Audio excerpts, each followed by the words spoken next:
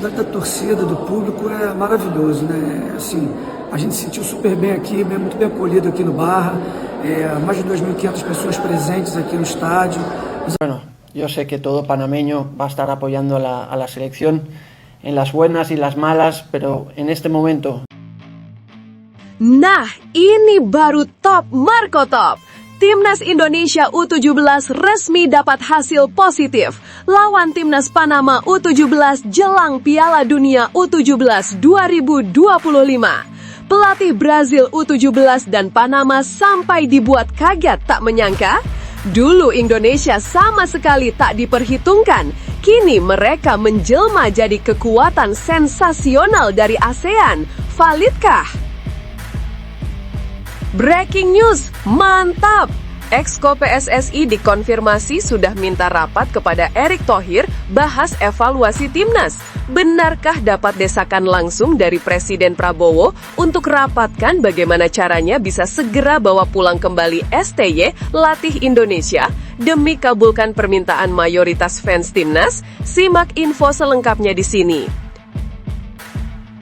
Super istimewa, langsung menggila pasca cedera, Emil Audero sukses bantu Cremonese menang 2-0 atas Genoa. Benarkah pelatih timnas Itali, Gennaro Gattuso, langsung beri pujian tinggi dan ngaku menyesal tak bujuk Emil gabung Italia, padahal kualitasnya terbukti top kelas Eropa? Simak ulasan menariknya di sini. Musibah besar hampiri Malaysia. Media ternama ini ungkap 3 hukuman berat FIFA jika banding Malaysia gagal. Mulai dari dicoret dari peserta Piala Asia hingga di-ban sampai 5 tahun tak bisa ikuti turnamen atau laga apapun di bawah naungan FIFA kah? Simak semua detailnya hanya di sini.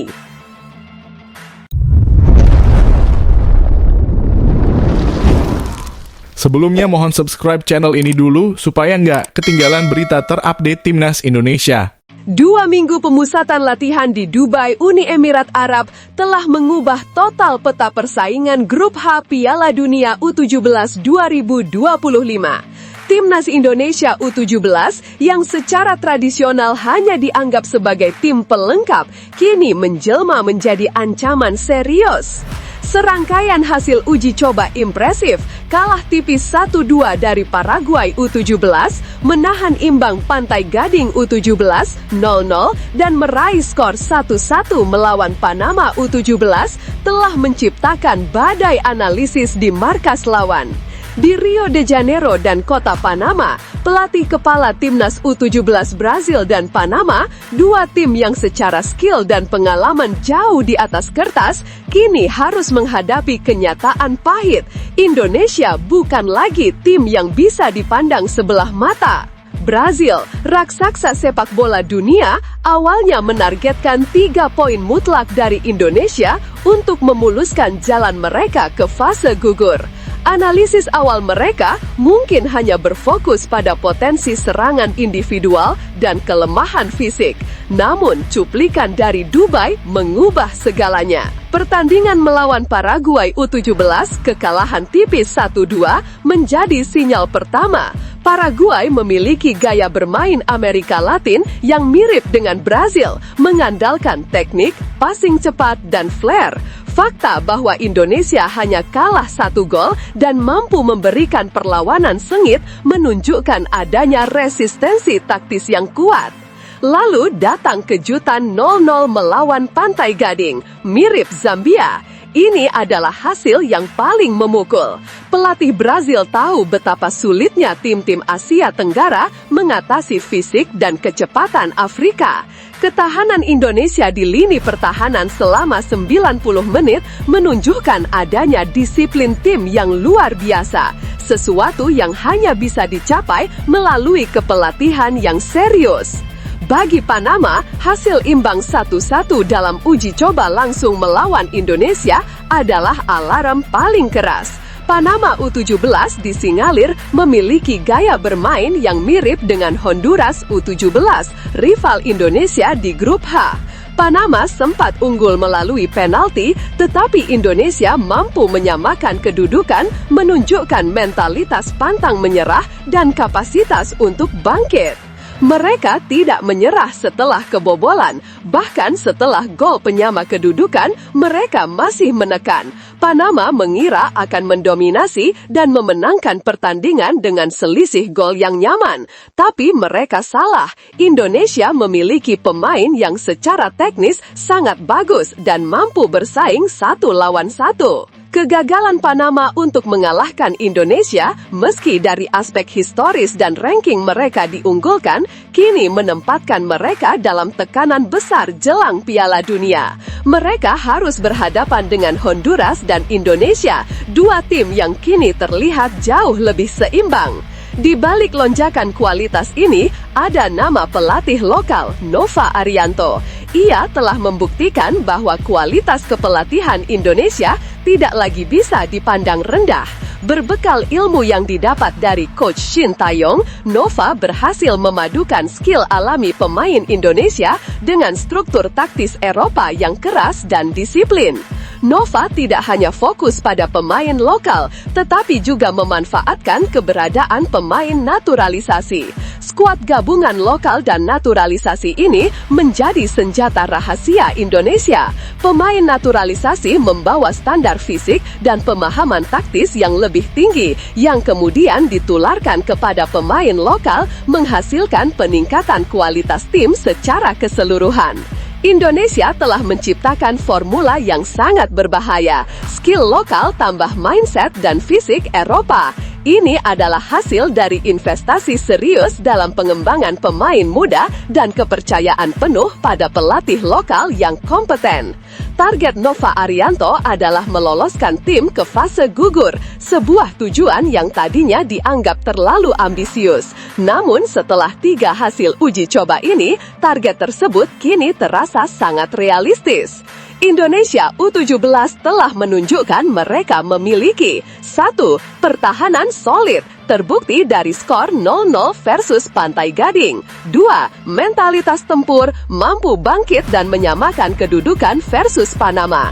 3. Kapasitas bertarung, hanya kalah tipis 1-2 dari Paraguay mirip Brazil. Indonesia kini berpotensi besar menjadi penentu di grup H. Dengan performa ini, mereka tidak hanya akan bersaing dengan Honduras dan Zambia untuk memperebutkan posisi runner-up atau tim peringkat 3 terbaik. Lebih berani lagi, dengan segala hormat pada Brazil, Indonesia bisa menjadi pesaing utama untuk memperebutkan posisi juara grup, asalkan momentum positif ini bisa dipertahankan hingga kick-off Piala Dunia. Peringatan telah dikirimkan.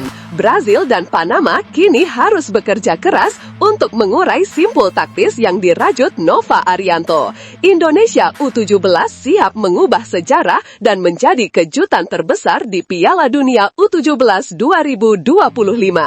Artikel ini sedikit imajinatif untuk mengangkat mental Garuda Asia bahwa dengan tekad besar Indonesia mampu bersaing di Piala Dunia.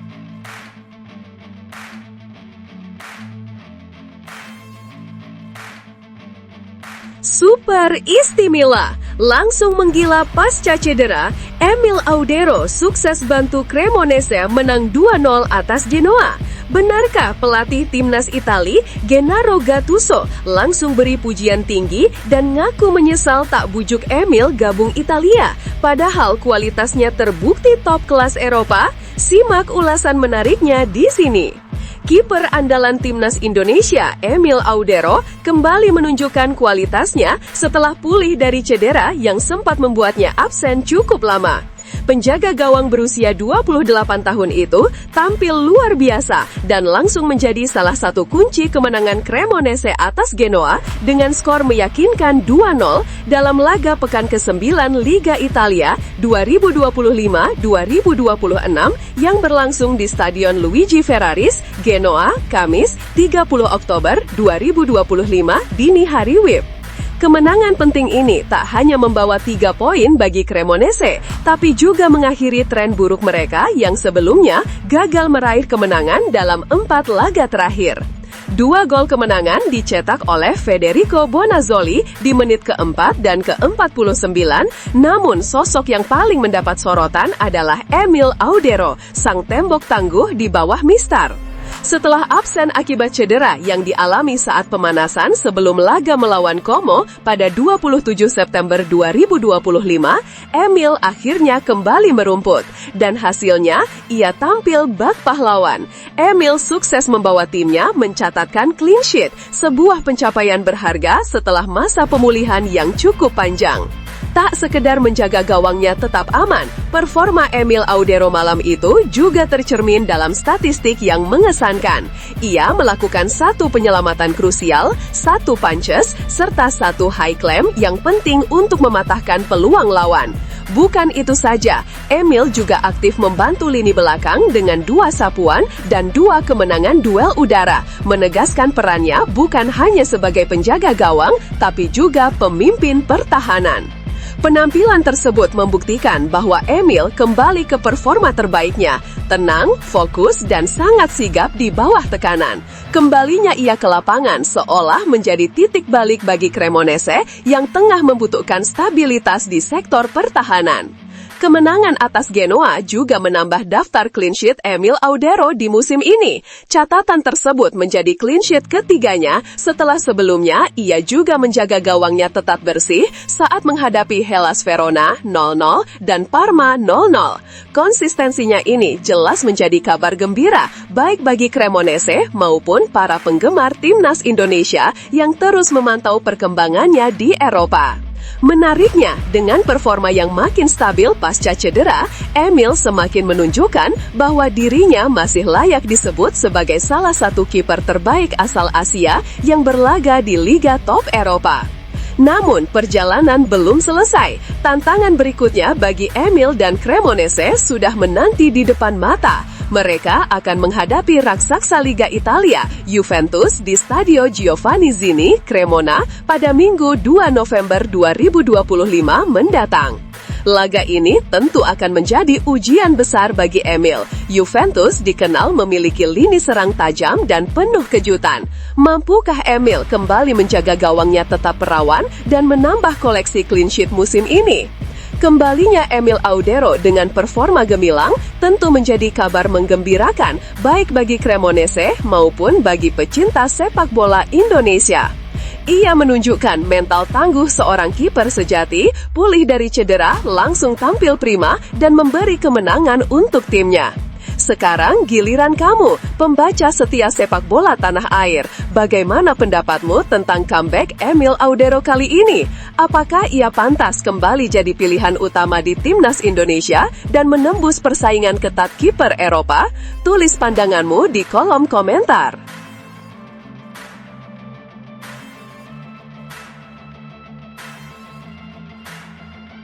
Breaking news, mantap! Exco PSSI dikonfirmasi sudah minta rapat kepada Erick Thohir bahas evaluasi timnas. Benarkah dapat desakan langsung dari Presiden Prabowo untuk rapatkan bagaimana caranya bisa segera bawa pulang kembali STY latih Indonesia demi kabulkan permintaan mayoritas fans timnas? Simak info selengkapnya di sini. Penasehat Semen Padang, Andre Rosiade, meluapkan kekecewaannya terhadap PSSI yang hingga kini belum juga menggelar rapat evaluasi usai kegagalan timnas Indonesia menembus Piala Dunia 2026. Menurutnya, kondisi ini sangat membingungkan dan menunjukkan lambatnya reaksi federasi terhadap hasil yang seharusnya menjadi bahan introspeksi besar bagi sepak bola nasional. Andre mengungkapkan bahwa dirinya bahkan mendapat informasi bahwa sejumlah anggota Exco PSSI telah meminta kepada Ketua Umum PSSI, Erick Thohir, untuk segera mengadakan rapat evaluasi. Namun hingga kini, belum ada kejelasan kapan rapat penting itu akan dilakukan. Sebagai pecinta sepak bola tanah air, Andre merasa dirinya punya hak untuk bersuara terkait kegagalan yang dialami skuad asuhan Patrick Kluivert tersebut. Ia menilai setelah pemecatan Kluivert, seharusnya PSSI langsung bergerak cepat membahas langkah konkret ke depan. Seharusnya, setelah mendepak Patrick Kluivert, PSSI langsung membahas evaluasi ke depan, tegas Andre Rosiade.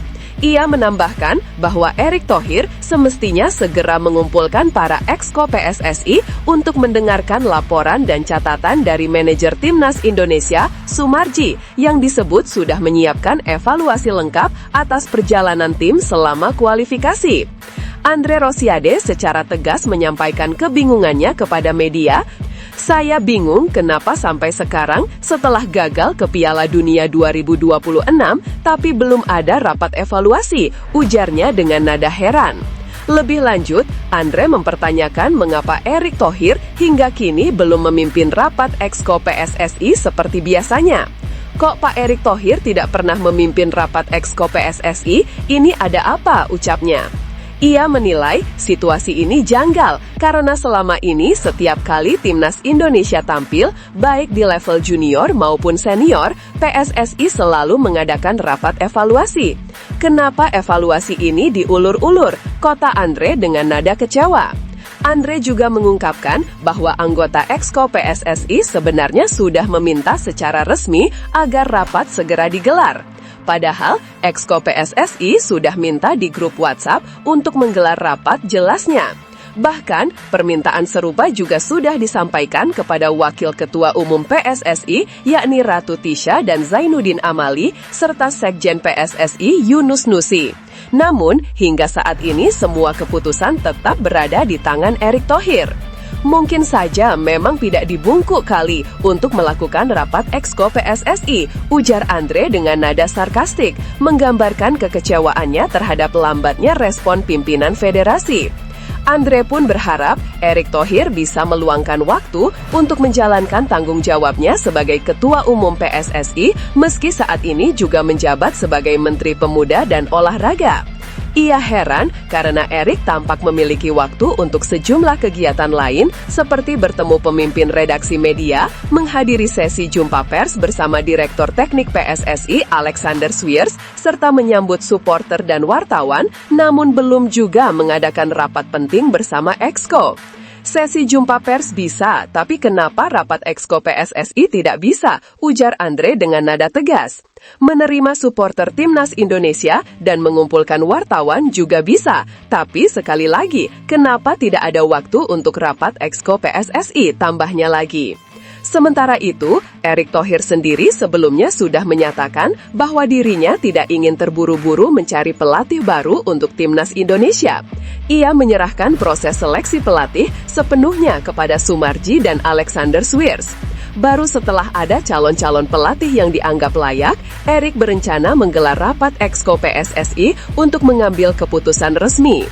Kritik keras Andre Rosiade ini pun memunculkan pertanyaan besar di kalangan publik sepak bola nasional.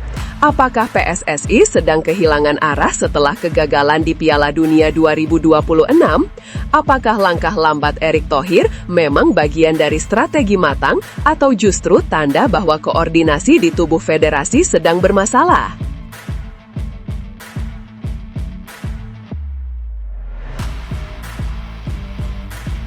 Musibah besar hampiri Malaysia.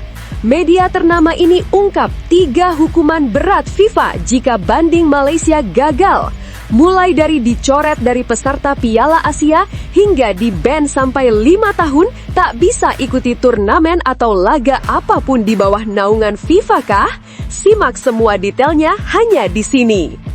Asosiasi Sepak Bola Malaysia, FAM, kini tengah berada di bawah sorotan tajam publik sepak bola Asia.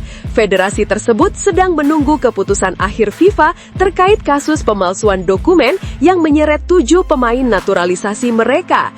Kasus ini menjadi isu besar karena menyangkut integritas kompetisi dan kredibilitas Federasi Sepak Bola Malaysia di mata dunia. FIFA menilai FAM dan 7 pemain naturalisasi tersebut telah melanggar pasal 22 Kode Disiplin FIFA yang berkaitan dengan pemalsuan dokumen resmi. Akibatnya, FIFA telah menjatuhkan hukuman denda kepada FAM serta ke-7 pemain yang terlibat. Tak hanya itu, para pemain tersebut juga dilarang beraktivitas di dunia sepak bola selama 12 bulan, sebuah hukuman berat yang berpotensi mengguncang stabilitas Timnas Malaysia. Namun, FAM tidak tinggal diam. Mereka telah mengajukan banding resmi ke Komite Banding FIFA pada 14 Oktober 2025 untuk mencoba meringankan atau bahkan membatalkan keputusan tersebut. Menurut jadwal, FIFA akan mengumumkan hasil akhir banding itu pada Kamis 30 Oktober 2025. Meski begitu, sejumlah tokoh sepak bola Malaysia pesimistis. Mereka menilai peluang FIFA untuk membatalkan sanksi sangat kecil, mengingat bukti pelanggaran sudah cukup kuat dan terverifikasi oleh pihak FIFA sendiri. Jika hasil banding FAM ditolak, ada dua kemungkinan besar yang akan terjadi. 1. FIFA meringankan hukuman baik dengan mengurangi nominal denda atau memperpendek masa skorsing bagi para pemain. 2. FIFA justru menguatkan atau bahkan memperberat hukuman, terutama jika ditemukan indikasi pelanggaran tambahan selama proses banding. Apabila FAM dianggap tidak beritikat baik, misalnya dengan sengaja memperpanjang proses atau menyampaikan argumen yang tidak akurat, maka federasi bisa dianggap menghambat keadilan. Hal ini akan membuat posisinya di mata FIFA semakin lemah. Dalam kedua skenario itu, AFC, Konfederasi Sepak Bola Asia, hampir pasti akan turut menjatuhkan sanksi tambahan terhadap Malaysia.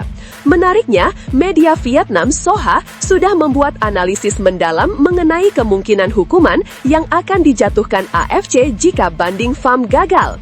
Skenario paling ringan adalah AFC hanya mewajibkan Malaysia membayar denda tambahan disertai peringatan keras. Namun, SOHA menilai kemungkinan ini sangat kecil karena pelanggaran FAM sudah terbukti secara sah oleh FIFA. Skenario kedua, AFC bisa menyatakan Malaysia kalah dalam dua laga kualifikasi Piala Asia 2027 melawan Nepal dan Vietnam karena mereka memainkan pemain yang terlibat kasus tersebut. Jika ini terjadi, Malaysia akan kehilangan 6 poin yang sebelumnya sudah diraih, membuat posisi mereka anjlok di grup F. Skenario paling buruk dan yang paling dikhawatirkan publik Malaysia adalah AFC menjatuhkan hukuman berat berupa kekalahan di dua laga plus larangan tampil di kompetisi resmi selama jangka waktu tertentu. Durasi larangan itu bisa berlangsung antara 1 hingga 3 tahun tergantung tingkat pelanggaran yang dianggap dilakukan oleh FAM. Jika hukuman berat ini dijatuhkan, Malaysia bukan hanya gagal tampil di Piala Asia 2027, tetapi juga kehilangan hak tampil di kualifikasi Piala Dunia 2030. Media SOHA bahkan membandingkan situasi Malaysia saat ini dengan apa yang pernah dialami Indonesia pada tahun 2015 ketika FIFA menjatuhkan sanksi larangan bermain karena adanya campur tangan pihak ketiga. Kala itu, timnas dan klub-klub Indonesia dilarang tampil di ajang internasional lebih dari 1 tahun yang berakibat fatal pada perkembangan sepak bola nasional. SOHA menulis, pada tahun 2015, Indonesia diskors oleh FIFA dan AFC karena melanggar peraturan internal yang menyebabkan tim nasional dan klub-klub tidak dapat berpartisipasi dalam kompetisi internasional selama lebih dari setahun. Jika Malaysia terjebak dalam situasi seperti itu, sepak bolanya akan lumpuh total. Para pemain akan kehilangan kesempatan bermain di pertandingan internasional, klub-klub akan dilarang berpartisipasi di Liga Champions Asia, dan citra negara akan rusak parah. Pernyataan media Vietnam itu memperlihatkan betapa seriusnya potensi krisis yang tengah dihadapi sepak bola Malaysia. Kini, seluruh mata publik Asia menantikan keputusan akhir dari FIFA dan AFC. Apakah Malaysia akan mendapat keringanan atau justru menerima hukuman berat seperti yang dialami Indonesia 1 dekade lalu?